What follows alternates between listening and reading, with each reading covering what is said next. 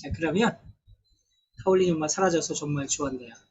그래서 학교 교육의 변화에 대해서 사실 제가 하고 싶은 이야기가 많아서 오늘 주제를 이렇게 잡아봤고요.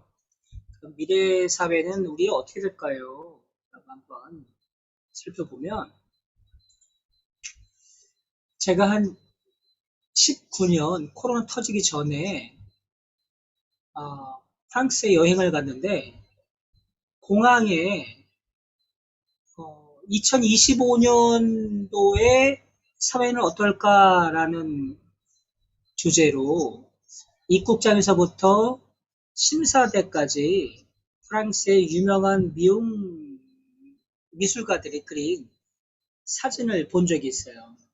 네, 21세기를 상상하면서 그렸던 그림들이 쭉 나열돼 있는 것을 보고 예전에는 이렇게 생각을 했었구나. 그런데 대부분 그들이 말했던 것들이 대부분 맞았어요. 그래서 제가 그들이 어떤 그림을 했는지 대표적인 거 한 4개만 뽑아봤는데요. 한번 보시고 상상해 보세요. 1900년대 초에 유명한 프랑스의 미술가들이 그렸던 그림인데 그 당시에 21세기가 되면 이렇게 집들을 가지고 여행을 할 수 있다. 이렇게 상상을 했던 것 같아요. 대단하죠? 지금 사실 많은 분들이 캠핑카와 같이 이용해서 여행을 다니시잖아요. 그때는 요리하는 방법이 화력으로 요리를 해서 이렇게 굴뚝 있는 게 신기했는데 지금은 이제 가스버너다 이렇게 여러 여행용 요리 조구가 많아서 그런 일이 없죠. 그런데 어쨌든 지금 맞잖아요, 그죠? 이렇게 여행을 하고 계시잖아요. 또 두 번째 그림은 그 당시에 아마 날씨를 변화시킬 수 있다라고 생각했나 봐요. 2000년쯤 되면, 100년 뒤가 되면. 근데 이미 지오 엔지니어링이라고 해서 저희가 지금 인공 눈도 내리게 하고, 인공비도 내리게 하고, 이렇게 날씨를 변화시킬 수 있잖아요. 그 당시에는 이렇게 기구를 띄워서 날씨를 변화할 수 있게 할 거라고 상상을 했던 것 같아요. 그러다 보니까 이제 음, 올림픽 때도 베이징 올림픽 때도 비가 내리지 않도록 활용했던 사례가 있죠. 예전에 이렇게 사람들이 미래를 상상을 했었어요. 또 그 당시에 전화기를 보고 이렇게 미래에는 직접 사람 얼굴을 보고 통화를 할 수 있을 거라고 예측을 했던 거죠. 지금 전부 다 저희가 화상 채팅하듯이 하잖아요. 물론 손바닥만 하거나 컴퓨터를 이용해서 하지만 그 당시에 사람들이 미래에는 얼굴을 보면서 이야기를 할 수 있을 것이다 라고 100여 년 전에 상상을 했었어요.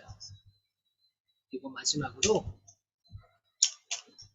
청소를 하는 건데 사람이 방향만 잡아주면 저절로 청소가 되는 자동 청소기가 있을 것이다 이렇게 생각을 하셨나 봐요. 빗자도 있고 쓰레받기가 있는 것을 보면 인상적인데 지금 전부 다 로봇 청소기를 사용하신 분 계시잖아요.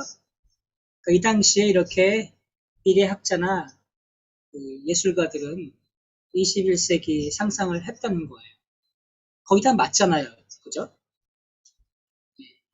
그러면 우리도 한번 미래를 생각해 볼 수 있잖아요. 지금 우리는 4차 혁명 시대라고 해요. 그죠? 이 혁명이란 말을 들으면 무슨 부정적인 느낌이 들잖아요. 구테타 생각도 되고 기존의 것을 뒤집어서 바꾸는. 근데 이걸 사전에서 찾아보니까 이 국가 기초 사회제도, 이 경제제도, 이 조직 따위를 근본적으로 고치거나 저는 예전에 했던 관습, 제도, 방식 따위를 한 번에 그냥 깨뜨리고 질적으로 새로운 것을 급격하게 세우는 것을 혁명이라고 한대요. 자, 우리 이제 이 4차 혁명 시대에 계시다는 건 누구나 다 이해하고 계시죠? 그러면 어떻게 우리가 1차, 2차, 3차, 4차까지 혁명이 있었는지 볼까요? 1차 산업혁명은 18세기 초부터 그렇죠? 가장 대표적인 게 와트가 증기기관 열차를 만들면서 이제 세계적으로 큰 산업혁명이 일어나죠. 그래서 이것은 이제 영국에 시작을 해서 유럽으로 퍼지면서 많은 사람들이 손으로 직접 만들던 것들을 이제 자동화가 되는 그런 시대가 되었죠. 그래서 이때야말로 우리가 이제 역사에서 근대 사회라는 말을 썼던 것 같아요. 이 당시는 역사책이나 이런 걸 통해서 다 기억하시잖아요. 자, 2차 시대, 2차 산업혁명은 아마 이제 기억들 하실 거예요. 이 전기, 석유를 통해서 한 번 더 깊게 객번 이루어진 산업혁명인데 전자공학이나 중화학, 철기로 이용한 이런 것 전기도 생기고 전화기와 모터들을 통해서 더 자동화가 됐던 이것이 이제 최근에 현대 시대에 이르게 되죠. 이거 아마 겪으셨으니까 기억이 나실 거예요. 이렇게 저희 90년대 초부터 아니 900년대 초부터 2000년대 초까지 했었던 그 이후에 저희가 이제 급격하게 3차 산업혁명이 생기잖아요. 이게 이제 컴퓨터와 인터넷 등 이 디지털 기술 등장으로 정보화된 혁명이죠. 저희는 지금 2차와 3차 산업혁명 시대에 살고 있습니다. 여기 계신 분들 대부분들이 아마 그 시대에 살고 계시는 거죠. 그런데 이제 저희는 4차 산업혁명 시대라고 얘기를 합니다. 근데 여기서 이제 혼동이 생기는 것 같아요. 2차와 3차에 익숙해져 계시다가 4차 산업혁명 시대가 왔는데 익숙하지 않다 보니까 아직 미래는 될 것이다 라고 생각을 하시면서 4차 산업의 혁명이 오는 거기에 걸맞는 생각을 하지 않는 게 교육에 대한 부분이라고 생각을 해요. 그래서 제가 이번 주제를 교육에 대한 변화를 하게 된 원인이 됩니다. 이 4차 산업혁명 시대에는 이 정보통신기술이 이 사회 전반적으로 혁신적인 변화가 일어나죠. 이렇게 지금 우리가 줌으로 미팅도 하고, 그리고 온라인으로 수업도 듣고, 그리고 국경이 없어져서 시와 때도 없이 원하는 시간에 원할 사람과 원하는 모습으로 만날 수 있게 돼 있죠. 4차 산업혁명 시대는 2016년에 세계경제포럼에서 처음 나왔대요. 그때 의장이었던 라우스 슈바츠가 주장한 용어인데요. 무인운송 시대라든지 뭐 여러 가지 이런 것들이 이제 폭넓게 하고 그리고 또 빅데이터, 인공지능, 로봇공학, 그리고 IoT, 인터넷 오브 띵, 사물 인터넷 이런 것들이 이제 빨리 발전을 하잖아요. 우리가 지금 이 속에 살고 있는데 잘 익숙하지 않다 보니까 4차 산업혁명 시대가 무엇인지에 대해서 크게 생각하지 않고 계시는 것 같아요. 그런데 이렇게 혁명도 교육에도 이루어지고 있습니다. 그래서 한번 우리가 지금 살고 있는 사람들이 바라온 미래에는 어떤지 한번 제가 그러면 한번 조사해 봤어요. 100년 전에 프랑스 미술가들이 생각했던 21세기. 근데 이렇게 우리가 본 미래는 멀리 보지 않고요. 우리가 생존해서 볼 수 있는 짧은 2050년대까지 한번 제가 봤습니다. 그래서 지금 우리는 누군가 직접 만나지 않고도 이렇게 대화를 나누고 또 눈을 뜨자마자 어제 주문했던 물건도 받아볼 수 있는 그런 현실에 살고 있으시잖아요. 이렇게 우리가 보듯이. 그래서 2050년에 인류는 어떤 모습으로 살아가고 있을까? 우리 이때까지 다 살고 있잖아요. 이제 30년 남았어요. 28년. 살 수 있죠. 그때 우리는 어떤 모습으로 살아갈 수 있을까 하고 한번 알아봤습니다. 근데 그 전에 기업이 말하는 미래가 무엇인가?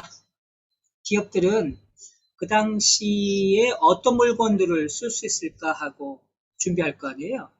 그래서 봤더니 인공지능 스피커가 대중화될 거다.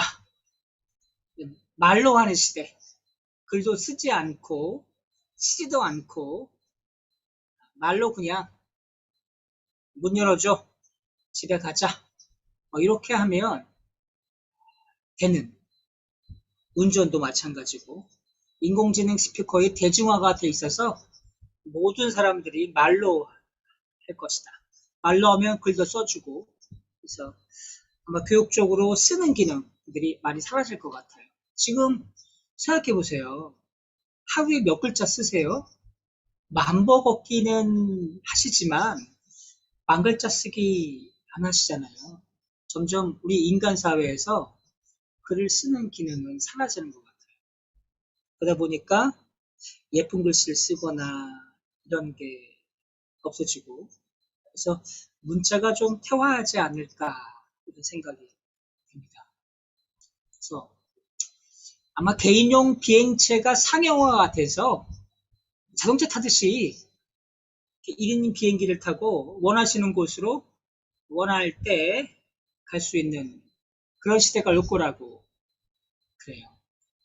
22년, 28년 정도 뒤에는. 그리고 스마트 의류의 일상화, 옷 같은 것을 미리 온라인에서 입어보고 주문을 하고 옷 같은 것도 많이 변화가 있겠죠. 원하는 색깔, 원하는 계절 지나갈 때 입은 옷이 색상이 바뀌는 그런 생활이 될 거래요. 마지막으로 생각하는 로봇의 선실화가 돼서 고민을 많이 하시고 답을 모를 때 저희가 생각하는 로봇한테 답을 구하는 상담자의 역할로서 로봇을 활용하지 않을까 생각이 듭니다. 요거는 LG 이노텍에서 50년, 2050년에 이런 제품들이 많이 보급되어 있을 거다라고 해서 제가 한번 그림을 가져와 봤어요. 가능하다고 생각하시죠? 그죠? 충분합니다, 이런 게. 근데 이런 거는 우리가 보고 듣고 말해서 맞아 이렇게 될 거야 라고 생각하시는 분들이 많지만 교육은 그렇지 않은 것 같아요. 자, 그러면 나라가 말하는 미래는 어떨까요? 자, 이 시대에 이렇게 될 겁니다. 이렇게 정부가 준비를 하고 계획하는 미래가 있는데요.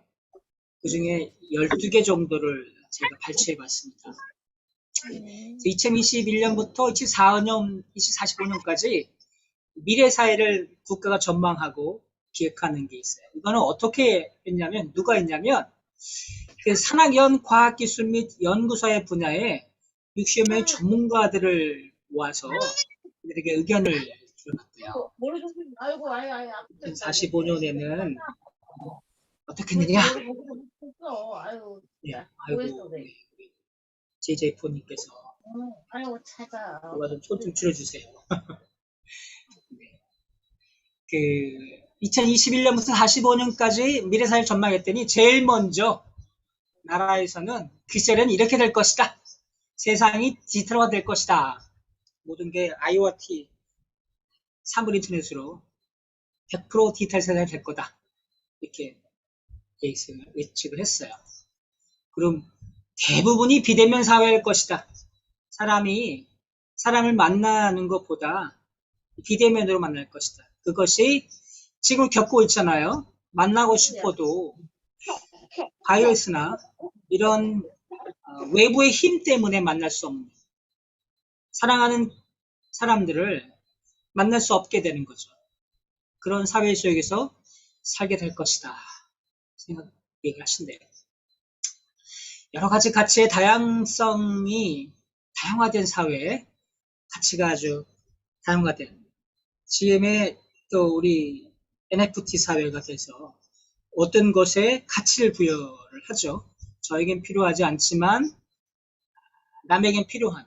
그래서 얼마 전에 인도네시아에 있는 젊은 친구가 수십 년 동안 12년 정도라고 기억해요.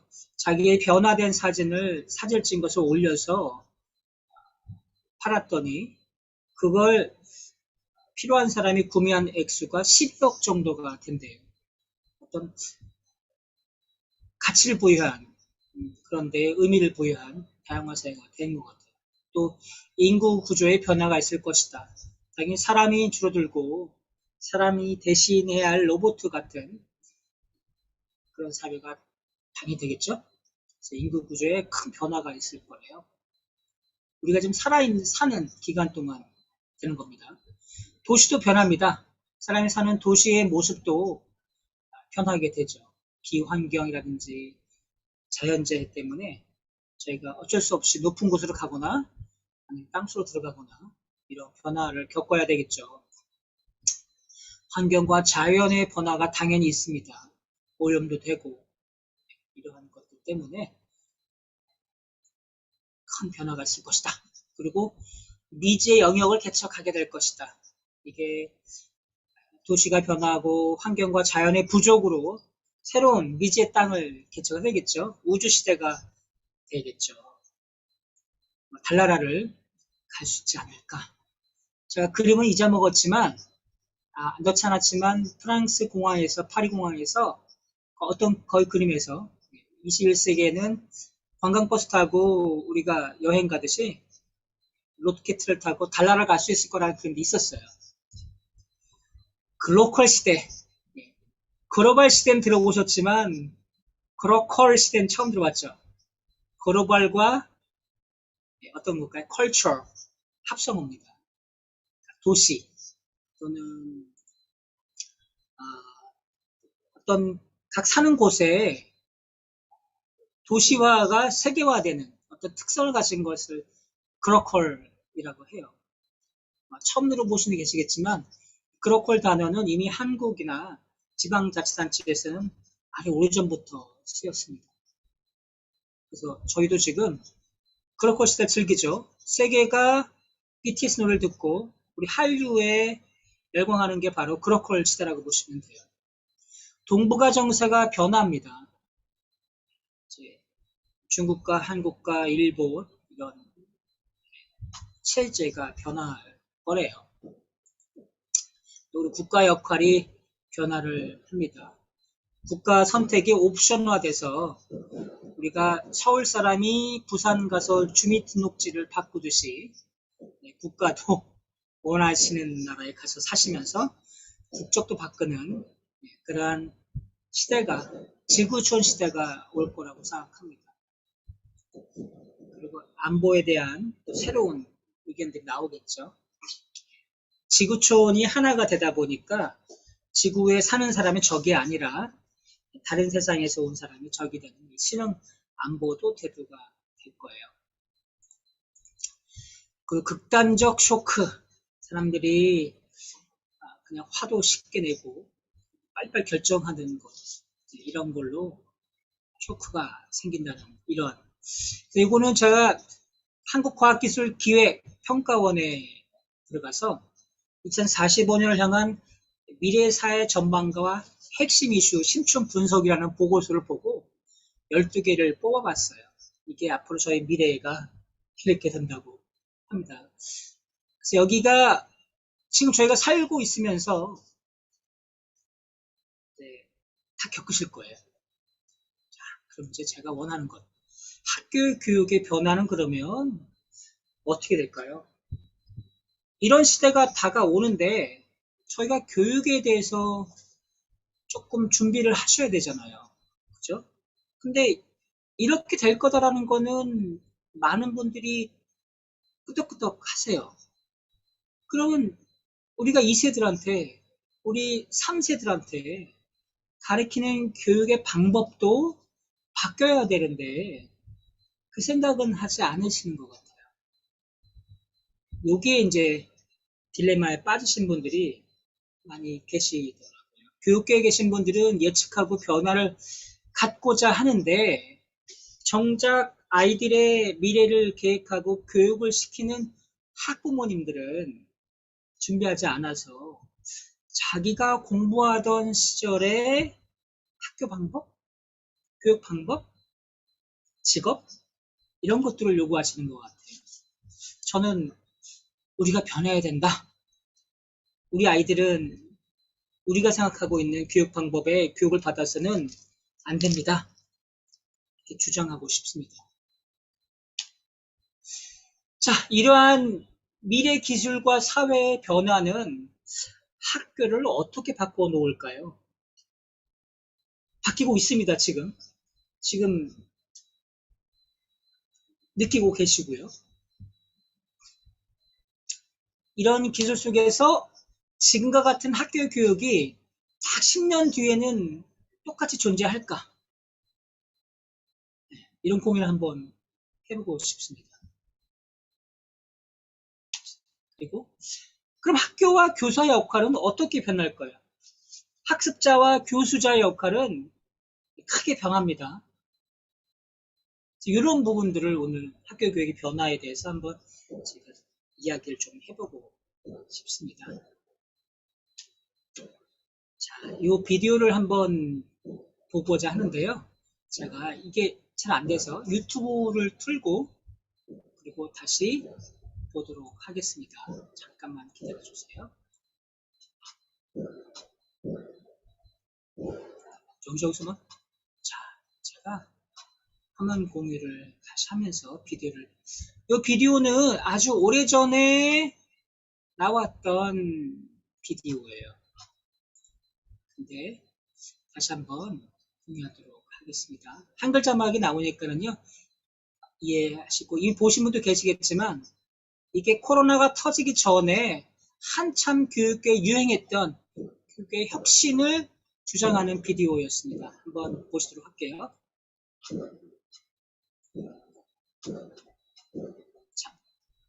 Albert Einstein once said, "Everybody's a genius, but if you judge a fish by its ability to climb a tree, it will live its whole life believing that it is stupid." Ladies and gentlemen of the jury, today on trial we have modern day schooling. Glad you could come. Not only does he make fish climb trees, but also makes them climb down and do a 10-mile run. Tell me, school, are you proud of the things you've done? Turning millions of people into robots, do you find that fun? Do you realize how many kids relate to that fish? Swimming upstream in class, never finding their gifts, thinking they are stupid, believing they are useless? Well, the time has come, no more excuses. I call school to the stand and accuse him of killing creativity, individuality, and being intellectually abusive. He's an ancient institution that has outlived his usage. So, Your Honor, this concludes my opening statement, and if I may present the evidence of my case, I will prove it. Proceed. Exhibit A. Here's a modern day phone. Recognize it? Here's a phone from 150 years ago. Big difference, right? Stay with me. Here's a car from today, and here's a car from 150 years ago. Big difference, right? Well, get this. Here's a classroom of today, and here's a class we used 150 years ago. Now, ain't that a shame? In literally more than a century, nothing has changed. Yet you claim to prepare students for the future? But with evidence like that, I must ask, do you prepare students for the future or the past? I did a background check on you and let the record show that you were made to train people to work in factories, which explains why you put students in straight rows, nice and neat, tell them sit still, raise your hand if you want to speak, give them a short break to eat, and for 8 hours a day, tell them what to think. Oh, and make them compete to get an A letter which determines product quality, hence grade A of meat. I get it. Back then, times were different. We all have a past. I myself am no Gandhi. But today, we don't need to make robot zombies. The world has progressed. And now we need people who think creatively, innovatively, critically, independently, with the ability to connect. See, every scientist will tell you that no two brains are the same. And every parent with 2 or more children will confirm that claim. So please explain why you treat students like cookie cutter frames or snapback hats, giving them this one-size-fits-all crap. Watch your language. Sorry, Your Honor. But if a doctor prescribed the exact same medicine to all of his patients, the results will be tragic. So many people would get sick, yet when it comes to school, this is exactly what happens. This educational malpractice, where one teacher stands in front of 20 kids, each one having different strengths, different needs, different gifts, different dreams, and you teach the same thing the same way? That's horrific. Ladies and gentlemen, the defendant should not be acquitted. This may be one of the worst criminal offenses ever to be committed. And let's mention the way you treat your employees. Objection. Overruled. I want to hear this. It's a shame. I mean, teachers have the most important job on the planet, yet they're underpaid? No wonder so many students are short-changed. Let's be honest, teachers should earn just as much as doctors, because a doctor can do heart surgery and save the life of a kid, but a great teacher can reach the heart of that kid and allow him to truly live.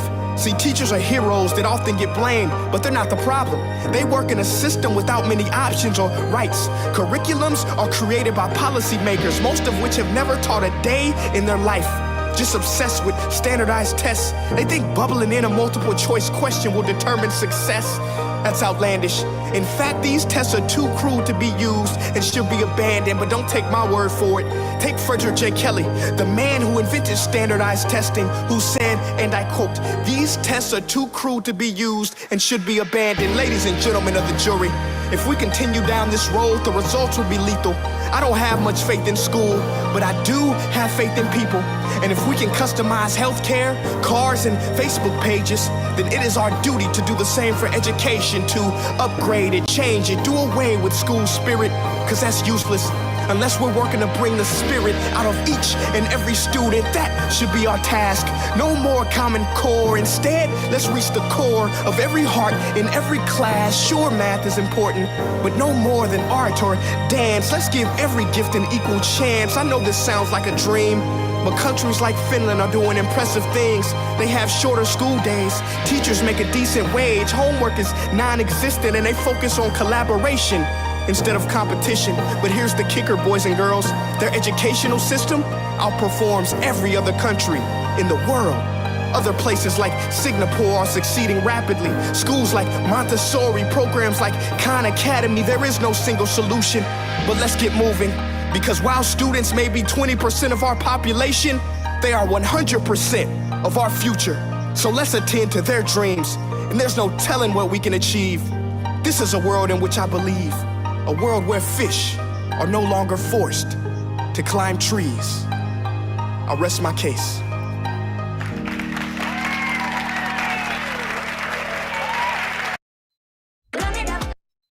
자, 이 영상은 2015년에 알려지면서 교육계에 큰 영향을 미쳤어요. 많은 분들이 이것을 보면서 이제 교육에 있는 분들이 교육이 바뀌어야 되겠다, 이렇게 생각을 하게 됩니다. 그래서 이것을 정리해 보면 이런 거예요. 정리해 보면 이렇게 이제 잠깐만요.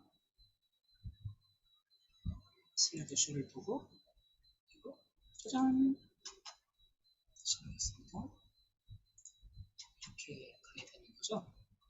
네, 이거를 정리해 보면 이제 이렇게 됩니다. 이것도 한 6분 정도 보시는데 한번 보세요.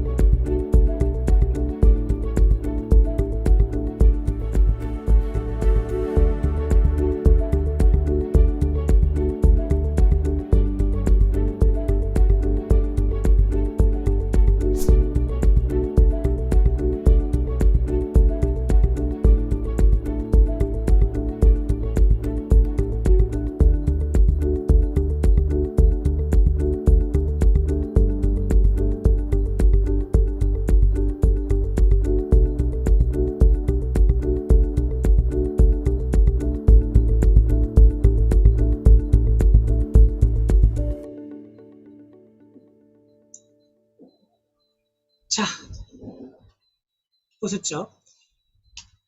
제가 하고 싶은 이야기는 물고기한테 산을 등산하라고 가르치면 말도 안 되는 교육을 우리는 어쩌면 그동안 해왔고 여기 계신 분들은 그렇게 받아왔는지 모르겠어요, 교육을.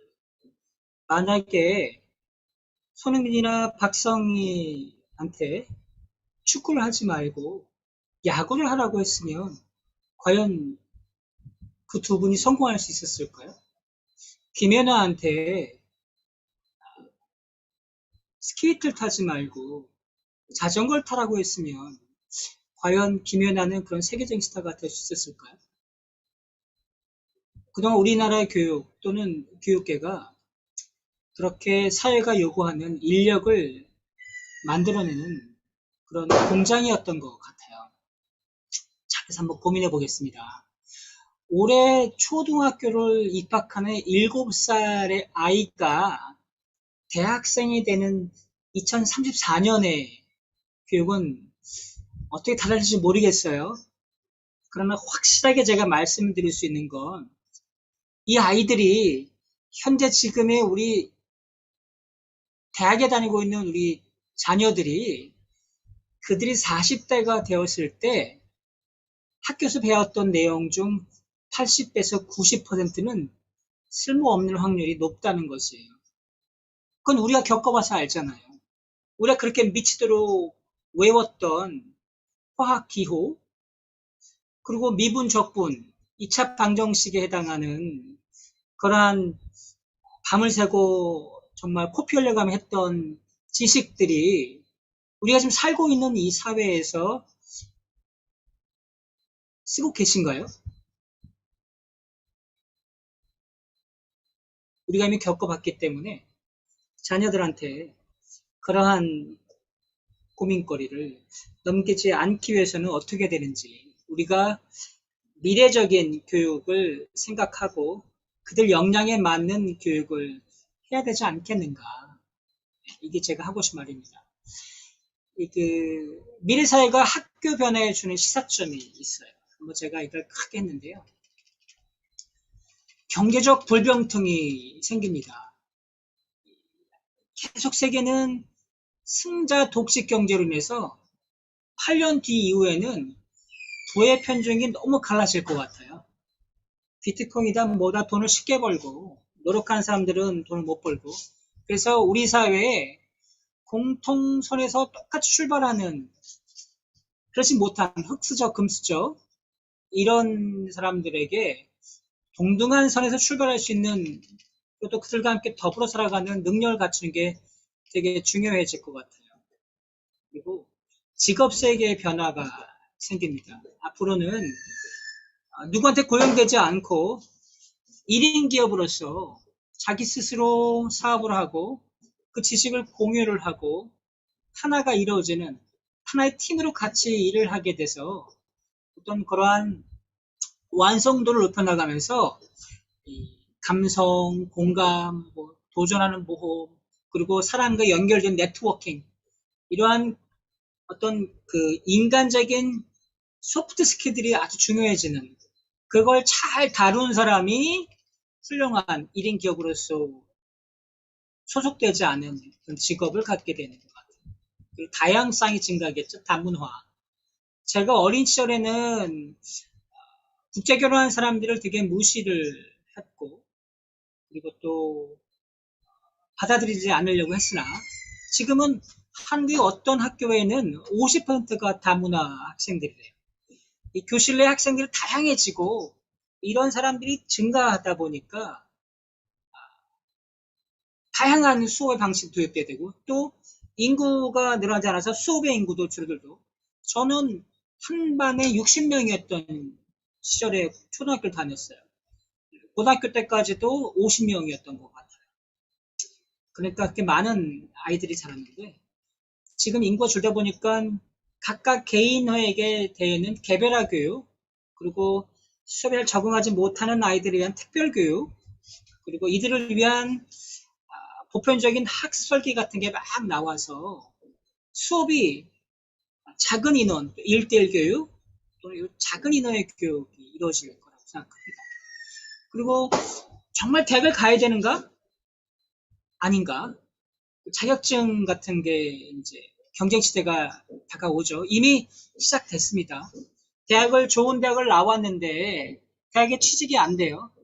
대표적인 마이크로소프트나 구글, 페이스북 같은 곳에서 직원이 일을 잘할 수 있느냐 없느냐, 마이크로 디그리 같은 것을 보지 어느 대학교에 어느 학점으로 졸업했냐를 보지 않는 그런 시대가 된 것 같습니다. 그래서 학생들이 대학을 굳이 안 가려고 하는 인구가 생기죠.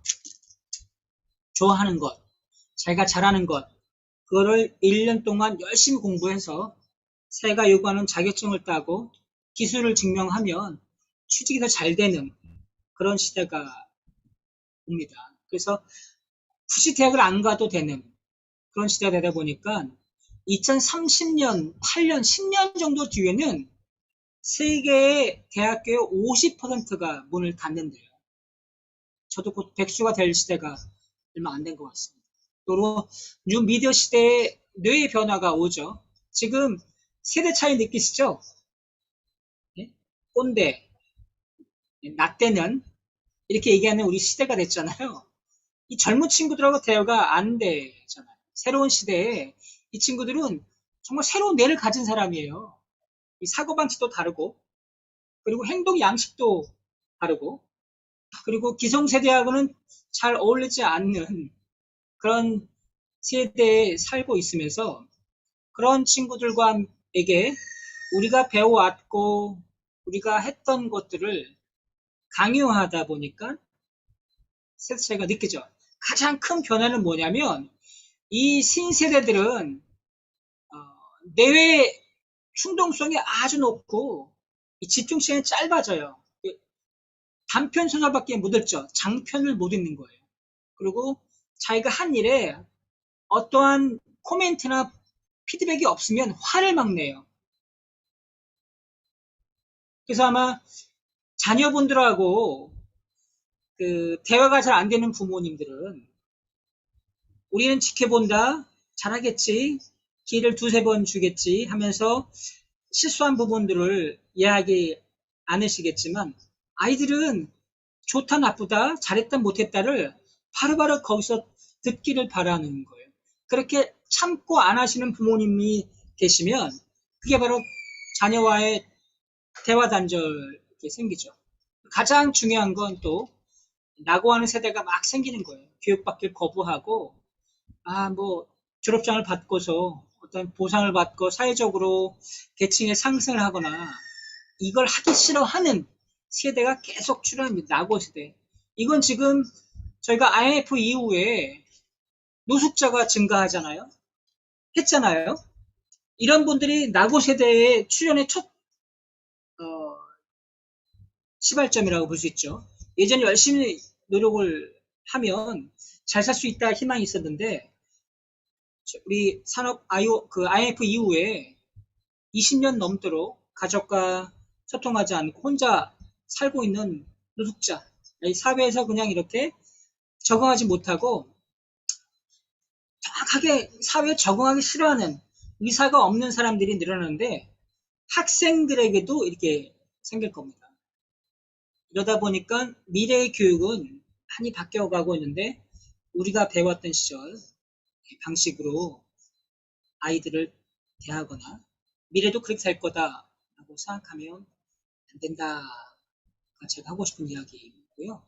그래서 그동안 교육의 방법들은 브랜디드 러닝으로 안 해왔어요. 우리는 거꾸로 수업이라고 하고 이제 혼합, 선행학습이라고 하죠. 근데 이걸 벌써 10년 전에 시작했어요. 10년 전에. 제가 이걸 5년 전에 말레이시아 학교에 도입을 했더니 이 교육부에서 일을 잘 못하더라고요. 대단한 학교에 갈등이 있었지만 그렇게 노력을 했고 그때 저한테 배웠던 친구들이 한국 가서 대학을 졸업하고 돌아와서는 한국 교육이 말레이시아 교육보다 그 10년을 앞서갔더라 라고 이야기해 준 적이 있어요. 이게 2011년에 학교에 책을 들고 오지 않고 태블릿을 들고 오는 이런 학생들이 생기기 시작을 했어요. 우리 무거운 책가방 들고 학교 갔잖아요. 이 친구들이 그냥 요만한 태블릿 들고 와서 공부를 하게 되는 거죠. 이게 했고, 2015년에 나라가 큰 발표를 합니다. 이 2015년도에 교육부 개정교육과정 안에서 학생 주도의 학습으로서 평가인 과정 중심 평가를 중시하게 됐어요. 우리는 시험 볼 때 답만 적어내면 맞았잖아요. 그래서 풀지 않고 옆에 있는 학생 답안지를 슬쩍 훔쳐봐서 답을 적어도 만점을 받았어요. 그게 우리가 받았던 교육이에요. 그런데 2015년부터는 답이 틀려도 괜찮다. 얘가 했냐 안 했냐. 과정의 중심적인 평가를 하는 걸 하죠. 그래서 이 브랜드 러닝은 온라인 통해서 학습 과정과 데이터가 기록이 되기 때문에 결과뿐만 아니라 그 아이가 공부를 어떻게 했는지 자연스럽게 평가하게 되는 그러한 평가 방법이 정착하기 시작을 해요. 답이 틀려도 좋다. 얼마나 열심히 했느냐. 거기에 성적의 보상을 주죠. 근데 예전에 우리 시험지를 보면 과정은 묻지 않고 답만 물었기 때문에 커닝이 가능했잖아요. 그렇게 자랐고. 자, 이런 브랜드 러닝이 얼마 전에는 창의 융합형 인재 양성을 위한 핵심적으로 그 역량을 함양하는 목표에 2020년도에 교육부가 뉴딜 정책을 발표를 해요. 국가가 발표한 건데 이 뉴딜 정책 안에 교육 분야를 포함시키고 추가 예산을 해서 모든 교실에 아주 고성능 인터넷 접속 기기를 설치한다고 발표를 하죠. 즉, 이 코로나 이후에 많은 분들이 교육 주체가 오프라인으로 갈 것이다. 이렇게 얘기하시죠? 그렇지 않습니다. 앞으로는 온라인 수업 경험을 계속하겠다는 국가적인 목표가 있는 거예요. 그런 의미에서 학교에서도 온라인으로 접속을 했는지 수업을 하는지 이렇게 학습 데이터를 쌓고 AI, 인공지능을 통해서 교육을 하겠다는 의지가 날아가 있는 거죠. 즉, 앞으로 미래는 온라인 교육이 오프라인 교육보다 더 세집니다. 이건 이미 아마존이나 G마켓이나 이런 걸 정해졌잖아요. 신세계 롯데, 미도백화점에 가면서 이뤄지는 매출보다 온라인으로 생기는 매출이 더 높아졌다는 사실. 교육도 그렇게 될 거라고 믿습니다. 그래서 2020년 다시 시작하게 되죠. 흑수저, 금수저가 없어지는 코로나 이후는 누구에게나 평등한 교육 시대가 되는 이 개천에서 용나기 프로젝트가 다시 시작되는 거예요. 예전에는 돈 많고 정보력이 좋고 기기가 좋은 아이들이 성공할 거다 이렇게 해서 좋은 학교를 보내죠. 여기 계신 많은 교민분들이 내 아이가 가든스쿨을 다니고 ISK를 다니고 앨리스 스미스를 다니고 이렇게 얘기한 이 아이들이 다른 국제학교에 다니는 아이들보다 항상 성공할 것이다. 이렇게 생각하시면 그건 오산이라고 생각이 들어요. 물론 학교 시설 좋고 선생의 양이 좋아, 질이 좋아서 가르치는 방법이 좋을 수 있다. 그만한 비용을 내면 당연히 낫겠다 하지만 앞으로는 이렇게 평등화된 교육을 통해서 많은 돈을 들이지 않고 수업을 받은 아이들이 좋은 학교를 나온 아이들보다 더 앞서가는 다시 개천에서 용나는 그런 프로젝트가 재개동된다. 시대가 오고 있죠. 자, 앞으로는 그래서 교육이 해야 할 부분이 뭐냐면 아이들이 하고 싶은 교육을 하도록 그 아이가 공부하는 게 재밌어요 라고 하는 학생 행복을 중요시 여기는 그런 미래 교육이 돼야 된다고 생각합니다. OECD에서 사실 2000년도에 제시한 미래 교육의 방향에는 학생이 행복할 수 있도록 교육이 도와줄 수 있는 기회가 다가갈 것이다. 그게 코로나 때문에 다가왔죠. 이렇게 해서 수의 방식은 바뀌게 됩니다. 자, 그랬더니 우리가 예상하는 교육의 변화는 어떻게 될까요? 이렇게 하면 이렇게 변화가 됩니다. 학교는 이렇게 바뀌어요. 이 졸업장, 시험 제도를 포함한 기존의 학교의 물리적, 제도적 조건은 여전히 존재하게 돼요. 학교는 존재합니다. 졸업장도 존재합니다. 그리고 의무적으로 가는 제도적인 구조는 존재하지만 학교에 교육하는 방법은 개인의 욕구와 선호를 충족시키기 위한 교수법이 바뀐다는 거죠. 학교는 왔으나 축구를 좋아하는 아이들에게 축구를 더 많이 가르치고 게임을 좋아하는 아이들에게 게임을 더 많이 하도록 하고 요리를 하고 싶은 아이에게 요리하도록 하는 그런 교수법, 수업 방식이 바뀌게 되는 거죠. 또 학교를 중단하는 아이들이 점점 낮아질 거예요. 그러니까는 조기 졸업을 하거나 학교 교육을 받는 것보다 자기가 원하는 직업 교육, 축구 학교를 가든 오토바이 타는 학교를 가든 요리 학교를 가든 미용 학교를 가는 그렇게 가는 연령들이 자꾸 낮아지는 거죠. 근데 그거를 부정적으로 보시면 안 될 것 같습니다. 학습에 더 적합한 환경과 대안이 학교 외부에 있기 때문이에요. 학교 가도 배울 게 없어요. 그동안 우리가 해왔던 사회가 요구하는 공장처럼 그들의 창의성, 능력들을 무시하고 다 똑같이 만드는 교육을 하게 되면 당연히 학교를 가기 싫어하죠. 그래서 학교보다 학교 밖에 더 좋은 대안이 있기 때문에 학교를 중단하는 친구들이 자꾸 늘어날 겁니다. 그리고 자기가 좋아하는 목적, 흥미에 따라서 학교 간의 네트워크가 형성될 거예요. 예를 들면 공업고등학교는 공업고등학교끼리 네트워크가, 상업고등학교는 상업고등학교끼리, 게임학교는 게임학교끼리 학교의 인프라를 공유하고 선생도 공유하고 그런 목적과 흥미에 따라서 또 각 과목마다 우수한 선생님, 우수한 시설을 통해서 교육하는 네트워크가 구축이 되겠죠. 이게 지금 이제 미네르바 대학이라든지 학교 간의 공동학점 이수 변화가 생깁니다. 자, 교육과정은 어떻게 바뀌느냐? 이 교수 학습들, 가리키는 교수자들은 학습자의 요구에 그리고 그들의 필요성에 대해서 좀 더 개방적이고 유연한 방식으로 이건 지금 전에 도입됐어요. 그동안 제가 온라인 교육을 하는데 학교 강의 시간을 학교가 정했는데요. 지금 학생들이 정해요. 학교가 시작하자마자 학생들에게 월화수목금 토일 중에 어느 날 수업을 할까? 아침부터 저녁까지 몇 시에 시작을 할까? 아이들과 상의를 하고 아이들이 원하는 시간에 수업을 하게 됐습니다. 교육과정이 바뀌고 그들의 욕구에 따라서 가르치는 교수자의 교수 방법이 바뀌게 됐죠. 그리고 수업은 점점 자기조절학습, 개별별 맞춤학습, 학생이 줄어들고 협력학습의 형태로 이루어지는 거죠.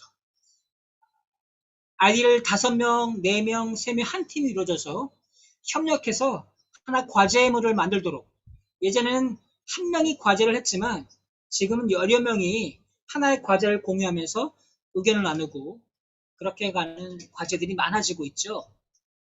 그리고 학교 오는 아이들을 막기 위해서 학교에 수업을 참여하는 동기가 계속 이루어지도록 그들에게 흥미 이런 것들을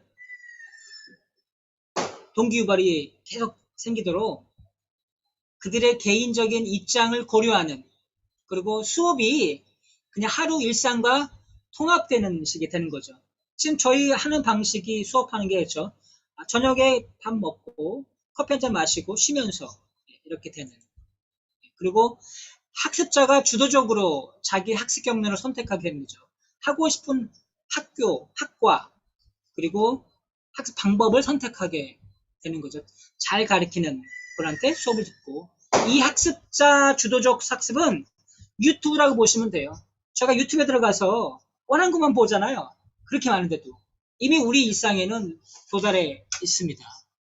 그리고 전통적인 교과 경계가 무너지죠. 수학, 과학, 영어 이런 국영수 이런 것들이 많이 무너질 겁니다. 그래서 우리가 지금 막 아이들에게서 국영수를 가르치고 그런 시대는 점점 멀어지고 있다. 그리고 비형식적 학습이 비중이 점점 커질 거예요.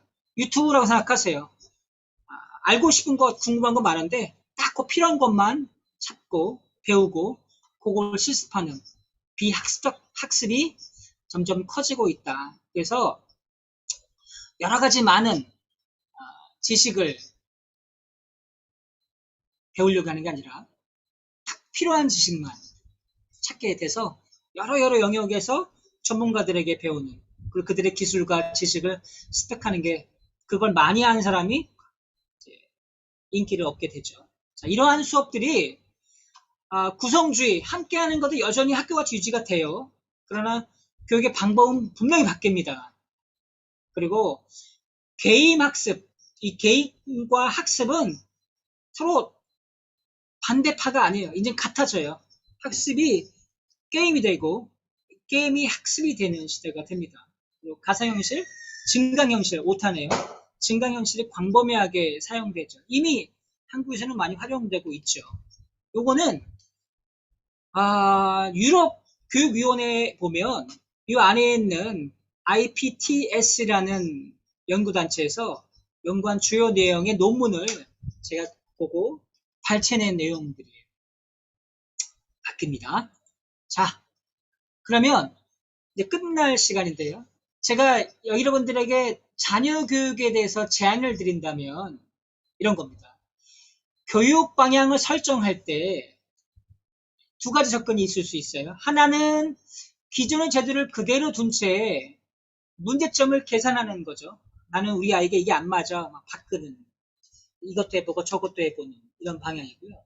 또 다른 하나는 2040년대의 아이들의 사회적인 환경을 감지하시고 바람직한 아이들의 미래 예산, 그들이 하고 싶은 미래의 상에 맞는 것을 먼저 정하시고 이것에 맞게 구현할 수 있는 방안을 찾는 그런 열린 접근을 시행하는 방식이죠. 아이가 축구를 좋아하면 축구를 더 하도록.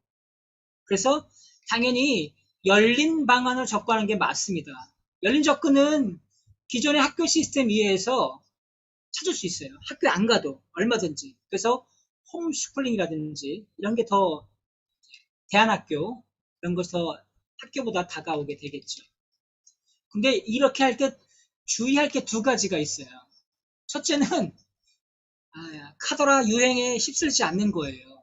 우리가 강남, 칠학군 여기 유학을 오신 많은 분들이 말레이시아 교육 환경이 좋다, 뭐 국제학교가 많다, 와봤더니 그렇지 않았는데 돈만 날리는 이러한 교육 환경에 실망하신 분들이 계실 거예요. 유행에 휩쓸렸기 때문이죠.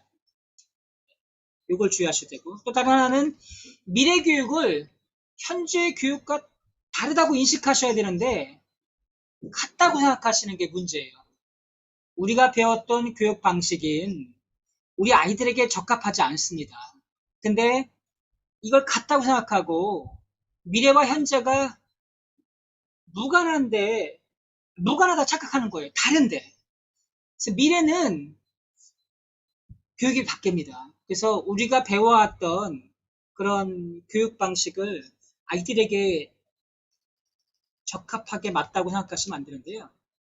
이미 미래는 우리 옆에 다 와 있죠. 다만 골고루 퍼지지 않았기 때문에 모를 뿐이에요. 이 이야기를 윌리엄 깁슨이라는 분이 하셨는데요.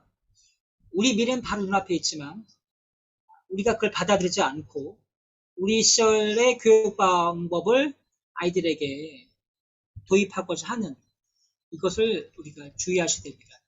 그냥 유행에 휩쓸지 마시고 아이가 좋아하는, 아이가 하고 싶은, 아이의 행복. 공부 못해도 좋죠. 학교 성적이 성공을 좌우하진 않잖아요. 그리고 이 와중에 부모와 교사의 역할이 바뀝니다. 예전에는 교사가 학교에 보내면 모든 것을 했지만 지금은 부모 역할도 좀 바꿉니다. 왜냐하면 수업이 소규모 학습 공동체로 구성되고 체험학습적으로 이루어지거든요. 그러니까 부모님들이 같이 일을 하고 만두도 만들어 보고 송편도 만들어 보고 굴떡국도 같이 끓여보고 예전에 우린 그렇게 했어요. 그래서 여러분들은 김치 담글 줄 알잖아요. 근데 지금 많은 젊은이들은 김치를 못 담궈요. 학교를 보내느라고 부모가 함께 김치를 담가볼 기회가 없었어요. 김치가 우리의 주요 음식이지만 우리 아이들은 김치를 담그는 방법을 모르죠. 체험학습을 하지 않았기 때문에. 그래서 이 부모들이 이제 주도하는 그러한 시대가 또 미래가 다가오고요. 또 교사들은 선생이 아니라 코치와 가이드를 하는 이런 교육이 됩니다. 조력자가 되죠. 교사의 임무는 조력자의 임무지 선생님의 임무는 아닙니다. 그래서 이 교육과정이 최소한의 공식적인 학교를 다니지만 어쩔 수 없이 아이들이 원하는 프로젝트 중심의 교육과정, 이 비공식적 교육과정이라도 그 교육과정을 꼭 받아들이셔서 이 아이들이 정규 수업이 아니어도 하고 싶은 것을 할 수 있도록, 몰두할 수 있도록, 관심을 갖고 지속할 수 있도록 그것을 찾아내는 게 부모와 교사의 역할인 것 같아요. 저희 때는 대학을 갈 때 적성검사 안 했잖아요.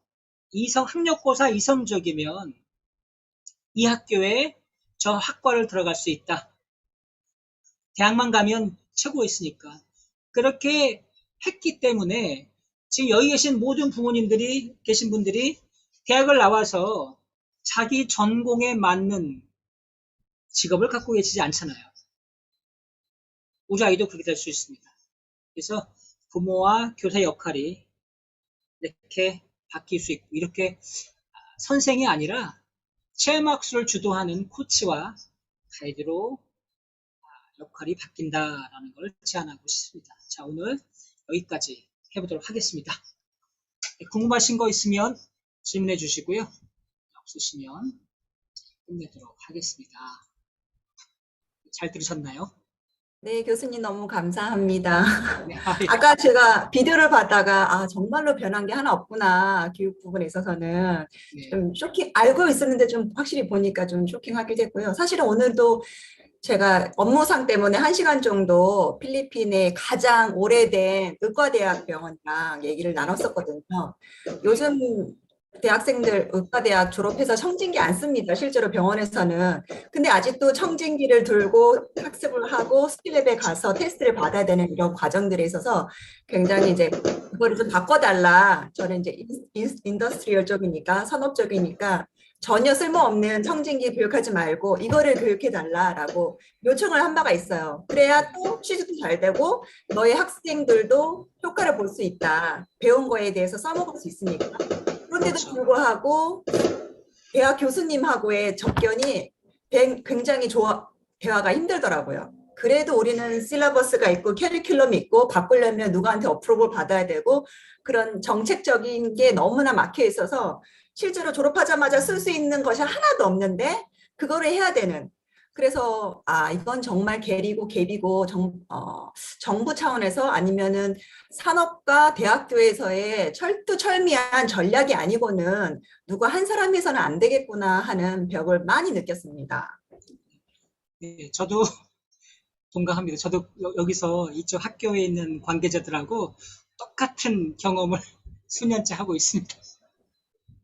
그래서 우리 부모님이 받게 된다고 생각해요. 요구하셔야 되고 또 그러한 현장이 있는 곳으로 학생을 옮겨야 되고 그래서 아마 우리 말씀하신 것처럼 그 학교에 우리 자녀를 보내면 의대지만 그가 졸업하고 오면 사실 지식이 돼서 쓸 수도 없는 상황이 올 수도 있거든요. 맞습니다. 그래서 나름대로는 좀 아무도 건드리지 못한 부분이니까 거기서 내가 좀 뭔가 해보자라고 하는 파이오니어 이런 정신도 있고요. 한편으로는 정말 이 갭을 어디서부터 깨트려야 될까라는 부분도 좀 명백히 느끼고 있고요. 저는 사실은 또 개인적으로는 딸 두 아이를 키우고 있는데 중고등학생이어서 대학교 선정에서도 또 아까 좀 주의할 점 두 가지를 말씀해 주셨는데 차라리 4년제 대학보다는 아카데미가 낫지 않나?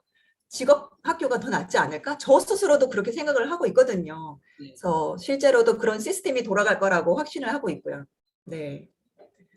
아마 미래를 잘 알고 계시기 때문에 두 자녀분은 성공한 부모의 역할을 충실히 하고 계시니까 아마 그 아이의 미래는 다른 아이들보다 좀 보장되지 않을까라는 생각이 있습니다. 정확하게 보고 계시잖아요. 네. 가끔 여기 학부모님 만나서 상담 드리면 1대1 강의를 해야 된다, 과외를 해야 된다. 근데 지금 아이들은 누구가 보는 곳에서 혼자 공부하는 걸 싫어하는 아이들이 많거든요. 온라인으로 공부가 되는데. 근데 우리 부모님들은 자꾸 1대1 교육을 학원을 오라고 해서 1대1 교육을 하고자 하는, 그렇게 학원을 운영하고자 하는 운영자분도 계세요. 저는 그렇지 않습니다. 아이들이 학습자가 익숙하지 않습니다. 교육자는 익숙해도. 근데 모든 수업은 학습자 위주로 가야 됩니다. 당신이 바꿔야 됩니다. 라고 해도 그분은 그게 아닙니다 해서 논쟁했던 경험이 있어요. 고맙습니다. 다른 분들은 또 다른 말씀, 좋은 말씀 없으실까요? 그러면 오늘 수업은 여기서 마치도록 하겠습니다. 하여튼 늦은 시간 참여해 주셔서 정말 감사합니다. 오늘은 다이아나라고 하는 현지 분이 들어오신 것 같아요. 그리고 우리 송송희 부회장님, 그리고 이영 선생님, 그리고 우리 전 KS님, 서 선생님, 백명식 교수님, 그리고 신디님 정말 감사합니다. 자, 그러면 오늘 수업은 여기서 끝나고 라이브 스트림을 중지하도록 하겠습니다.